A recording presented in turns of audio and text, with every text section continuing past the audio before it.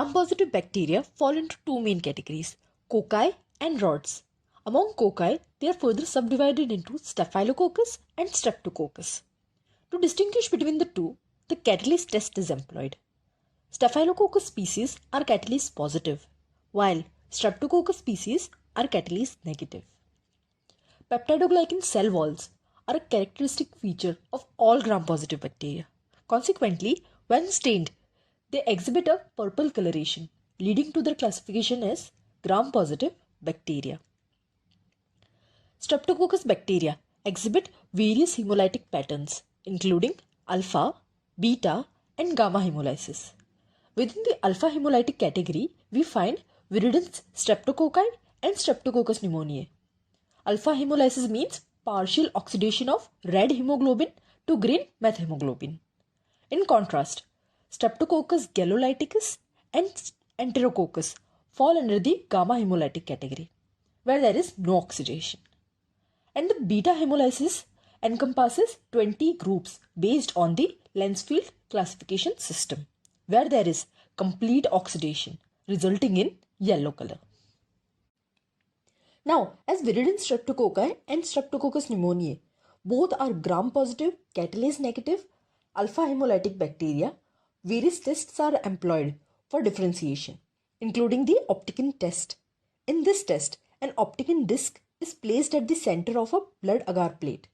The growth around the disc is inhibited for Streptococcus pneumoniae, meaning that they are Opticon sensitive, whereas viridin streptococci survives the Opticon test, meaning that they are Opticon resistant. Another test is the bile solubility test. Streptococcus pneumoniae exhibits susceptibility to bile, resulting in lysis, whereas viridin streptococci remain unaffected by bile and do not undergo lysis. Another method for distinguishing between alpha hemolytic streptococci is the insulin fermentation test. Streptococcus pneumoniae typically yields a positive result, indicating fermentation, while viridin streptococci typically yield a negative result. Let's break down the term Streptococcus pneumoniae. Strepto refers to chains. Coccus indicates a round shape, and pneumoniae reflects its ability to cause pneumonia. Hence, it is commonly known as pneumococcus. Pneumococcal pneumonia is associated with rusty sputum and stands as leading cause of community-acquired pneumonia. These bacteria typically appear lancet-shaped and are often found in pairs as diplococci. As we have learned, they are gram-positive with a peptidoglycan cell wall. Additionally, they possess a polysaccharide capsule, crucial for their virulence. If they lack this capsule, they lose their ability to cause disease. To confirm their identity, a Quelang reaction is performed, resulting in capsular swelling upon addition of antiserum. The Quelang reaction, also known as the capsular swelling reaction, is a laboratory test used to identify the presence of encapsulated bacteria, particularly Streptococcus pneumoniae. The test relies on the principle that the capsule of certain bacteria swells when exposed to specific antibodies, making the capsule more visible under the microscope. Streptococcus pneumoniae, primarily infecting the lungs, has the ability to spread to different parts of the body. Although it often colonizes the nasal cavity and sinuses without adverse effects, individuals with compromised immune systems may experience more vulnerability to complications. For example, it can ascend to the eustachian tube, leading to otitis media, or migrate to the sinuses, precipitating sinusitis. In severe cases, the bacterium may cross the alveolar capillary wall and enter the bloodstream, resulting in bacteremia. Bacteremia, in turn, can lead to serious complications such as sepsis. Sepsis caused by Streptococcus pneumoniae is more prevalent in individuals with spleen-related issues, as the spleen plays a crucial role in immunity, particularly against encapsulated bacteria. Once it gains entry to the bloodstream, Streptococcus pneumoniae can cross the blood-brain barrier, resulting in meningitis. Furthermore, it can disseminate to the heart causing pneumococcal endocarditis and to the joints leading to septic arthritis. Streptococcus pneumoniae releases many toxins, one of which is IgA protease that destroys IgA.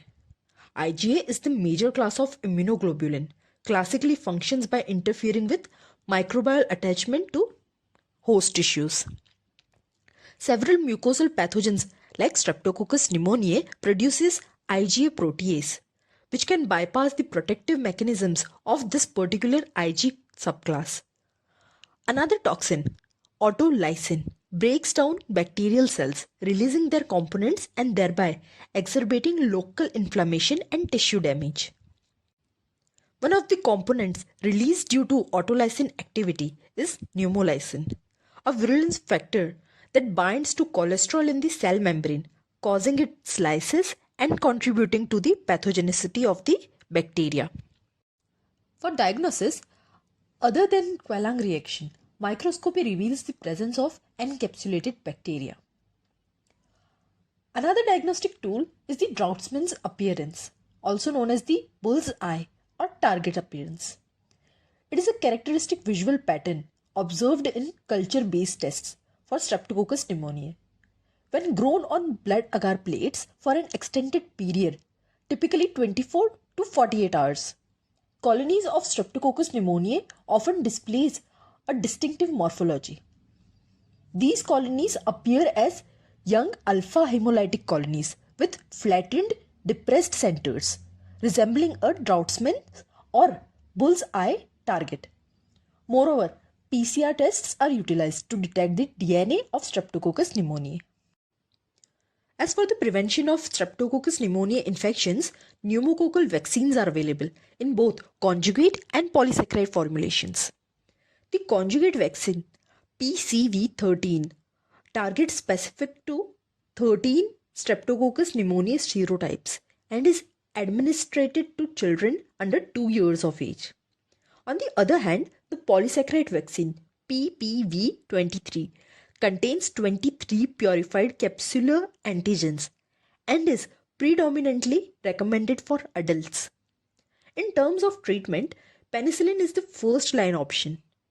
In case of resistance, third generation cephalosporins are used as alternative therapies. Let's summarize. Streptococcus pneumoniae, also known as pneumococcus, are gram-positive diplococci that are lancet-shaped and have peptidoglycan cell wall as any other gram-positive bacteria.